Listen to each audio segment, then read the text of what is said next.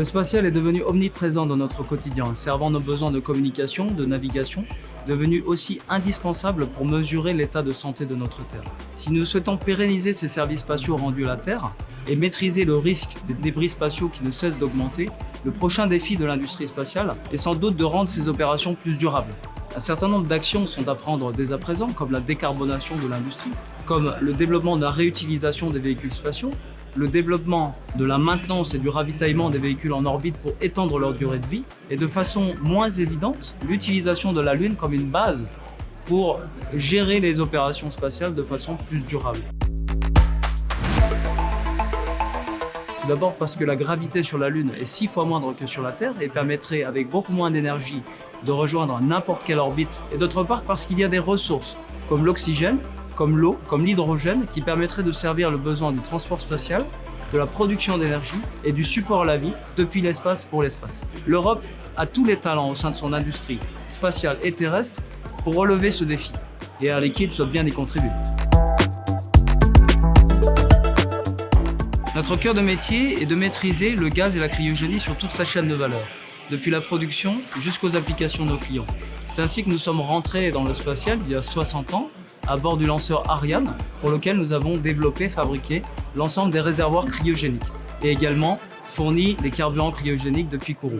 Puis, nous avons depuis 25 ans développé des systèmes cryogéniques embarqués, par exemple un réfrigérateur d'échantillons biologiques qui vole sur la Station spatiale internationale depuis maintenant 16 ans. Nous avons également contribué au système de refroidissement des missions d'astrophysique Herschel et Planck. Et enfin, nous avons développé toute une gamme de produits pour refroidir les détecteurs infrarouges de satellites d'observation de la Terre. C'est pourquoi aujourd'hui nous souhaitons nous impliquer dans l'exploration spatiale durable de demain, mais cette fois-ci en s'appuyant sur des technologies terrestres que nous développons pour la transition énergétique. Par exemple, les technologies de l'hydrogène qui permettraient de stocker les énergies intermittentes et produire de l'électricité dans l'espace. Les technologies de purification des gaz qui permettraient l'utilisation des ressources spatiales, mais également de revitaliser l'air cabine des vols habités. Et enfin, les technologies de management des gaz et de la cryogénie en vue des futures opérations de ravitaillement dans l'espace. En bref, nous pensons que le gaz et la cryogénie deviendront des pierres angulaires d'une présence plus durable dans l'espace et permettront le développement de services transverses dont toutes les nations auront besoin. S'installer durablement sur la Lune est une opportunité unique pour les nations spatiales qui vont s'y investir et leur industrie.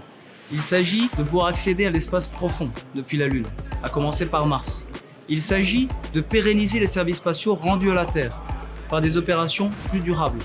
Il s'agit de progrès scientifique, il s'agit d'innovation technologique, d'opportunités commerciales et enfin, il s'agit de promouvoir la collaboration internationale qui est sans doute une clé de voûte de la durabilité. Évidemment, tout cela ne pourra pas se produire sans une collaboration intersectorielle très importante. C'est pourquoi Air Liquide a créé, fin 2021, une association avec les partenaires Airbus Defence and Space, iSpace, ESRIC au Luxembourg, Arthur D. Little, CEA, Spartan Space et bientôt d'autres partenaires, je l'espère, afin d'initier un écosystème d'acteurs complémentaires provenant de l'industrie, de la recherche, du New Space pour favoriser l'émergence de l'utilisation des ressources spatiales comme un facilitateur d'une économie spatiale plus durable.